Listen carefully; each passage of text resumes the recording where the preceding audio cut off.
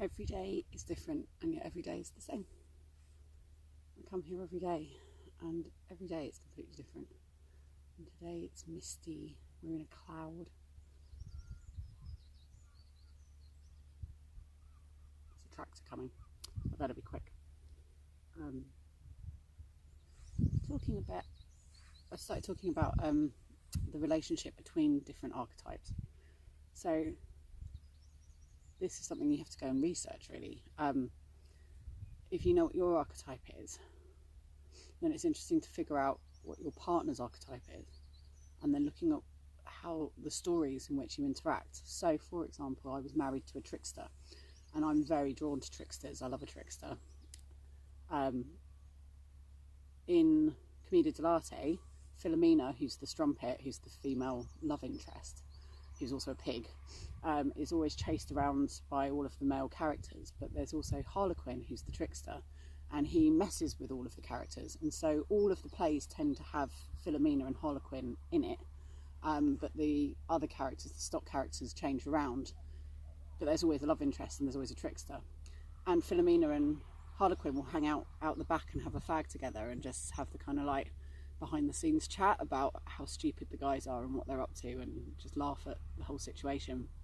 And so that was, that's the relationship I have with the trickster. Me and the trickster will always fall in love with each other or be attracted to each other because we just are connected in a spiritual way. Excuse the sound of the tractor. We do have some traffic here, just not very much.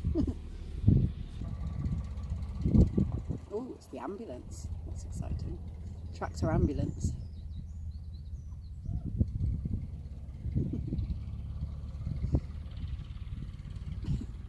I love the fact that I got driven in that on the way here. It's amazing. Tractor ambulance. So yeah, but I've kind of come to the conclusion that maybe me and tricksters shouldn't be together because I don't know, I think it tends to, I don't know, every trickster's going to be different, it doesn't mean that they're all the same person, but there's something about the trickster that kind of speaks to my shadow self rather than my higher self. That's something that I've observed of late, is that my relationships with tricksters tend to be a bit dark.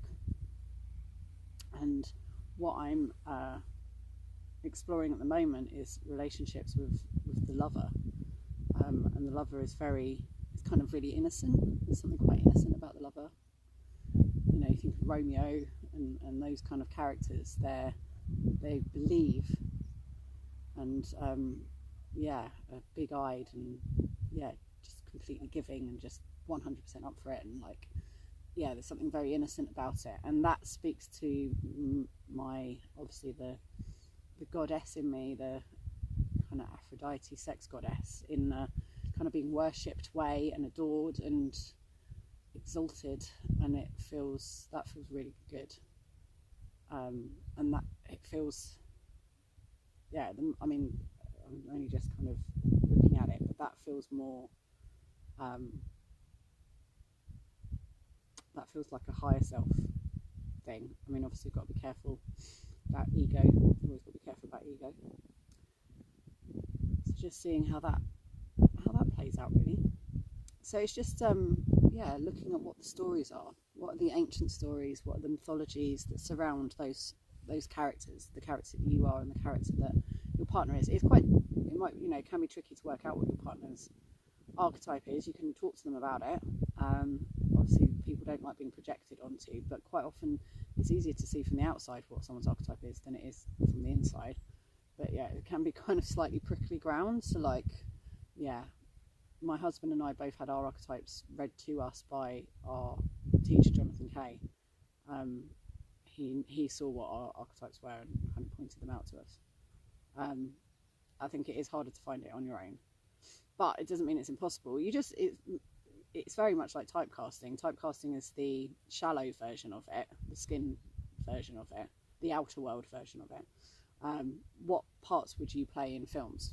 If you were going to be typecast in something, are you the leading lady? Are you the Juliet, or are you the nurse, or are you the Romeo, or are you the physician, the apothecary. You know, what kind of role do you play? Are you a healer? Are you a warrior? Are you a mother? Are you a carer? Like, there are lots of them. There are many, and like I say, you're not necessarily just one. Yeah, I feel 3 in me. And so, you know, in a relationship, there are different versions of you to be having relationships with. But yeah, my overarching one definitely is the sex goddess, and especially in relationships, like sexual relationships and loving relationships, that's the one that is there the strongest. But you then have to think, are they going to be okay with the fact that I'm also this masculine warrior god-ing? And are they going to be okay with the fact that I'm, you know, a virgin mother and crone in one as well? You know, they're going to mind the fact that I hang out with people of all ages, whatever, you know, whatever it is.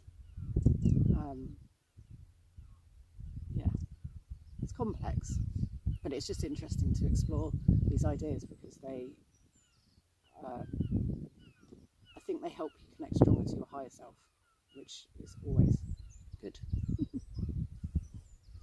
Oh, I mean, it's different for me because it's like, you know, there are texts, but yeah, I think I'd feel better about it if it was more than me.